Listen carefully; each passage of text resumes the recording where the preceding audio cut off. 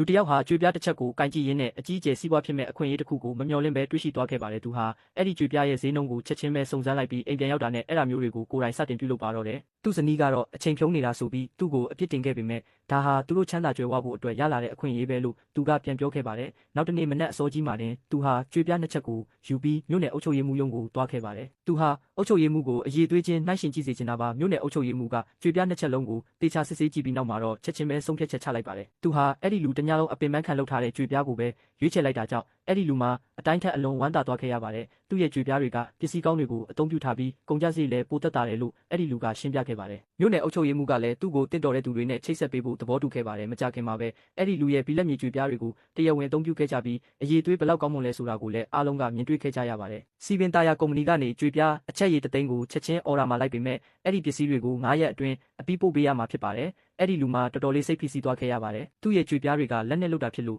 အဲ့ဒီလောက်မြန်ဆန်ထုတ်လုပ်နိုင်ဖို့နီးလမ်းမရှိပေမဲ့ဒါကိုသာအောင်မြင်လုပ်နိုင်ခဲ့ရင်ရေရှည်စာချုပ်တစ်ခုရနိုင်မှာဖြစ်ပါတယ်တေချာစဉ်းစားပြီးတဲ့နောက်မှာတော့သူဟာအန်ဂျိပီအဲ့ဒီအလုပ်ကိုလက်ခံလိုက်ပါတယ်အိမ်ပြန်ရောက်တဲ့အခါမှာတော့သူဟာမိသားစုဝင်တွေနဲ့တငယ်ချင်းတွေအားလုံးကိုခေါ်ပြီးတညလုံးကြွေပြားတွေဝိုင်းလုပ်ခိုင်းခဲ့ပေမဲ့အော်ဒါကအရန်များလွန်းတာကြောင့်သူတို့ရဲ့လုံနှုံနဲ့တော့မမီနိုင်ခဲ့ပါဘူးစီပင်တာယာကုမ္ပဏီရဲ့အော်ဒါတော်မပြီးသေးခင်မှာပဲနေဝေးကတခြားလုပ်ငန်းတစ်ခုကလည်းသူနဲ့လက်တွဲလုပ်ကိုင်ချင်နေပါတယ်သူ့ရဲ့ချစ်ရသူတွေပင်ပန်းနွမ်းနယ်နေတာကိုမြင်တော့အဲ့ဒီလူဟာစတင်ပြီးထိတ်လန့်လာပါတော့တယ်ဒီအတိုင်းဆက်သွားလို့မဖြစ်ဘူးဆိုတာသူသိလိုက်တာကြောင့် professional စက်ကိရိယာတွေကိုဝယ်ယူပြီးစက်မှုလုပ်ငန်းထုတ်လုပ်မှုစီပြောင်းလဲဖို့ဆုံးဖြတ်လိုက်ပါတယ်ဒါပေမဲ့မြို့နယ်အုပ်ချုပ်ရေးမှူးကတော့စိုးရိမ်နေခဲ့ပါတယ်အဲ့ဒီလူအနေနဲ့အခုလိုစာချုပ်တွေရခဲ့တာဟာသူကိုယ်တိုင်လက်နဲ့လုပ်တဲ့ကြွေပြားတွေရဲ့တာလွန်ကောင်းမွန်တဲ့အရေးသွေးကြောင့်လို့သူကယုံကြည်နေတာပါသူကိုယ်တိုင်စက်တွေကိုပြုပြင်မွမ်းမံနိုင်ရင်အရင်ကထက်တောင်ပိုကောင်းတဲ့ကြွေပြားတွေထုတ်လုပ်နိုင်မှာပါလို့အဲ့ဒီလူကသူ့ကိုချက်ချင်းအာမခံလိုက်ပါတယ်အခက်ခဲကဘာလဲဆိုတော့စက်တစ်လုံးကို2သိန်းလောက်ကျတင်မှာဖြစ်ပြီးသူ့မှာအဲ့ဒီလောက်ငွေမရှိတာပါပဲဒါကိုကြားတဲ့အခါမှာမြို့နယ်အုပ်ချုပ်ရေးမှူးကကြားဝင်ကူညီပေးခဲ့ပြီးကုန်ကျစရိတ်တွေအတွက်အစိုးရရန်ပုံငွေကိုရအောင်လုပ်ပေးခဲ့ပါတယ်ဒါပေမဲ့စက်တွေစတင်လည်ပတ်တဲ့အခါမှာတော့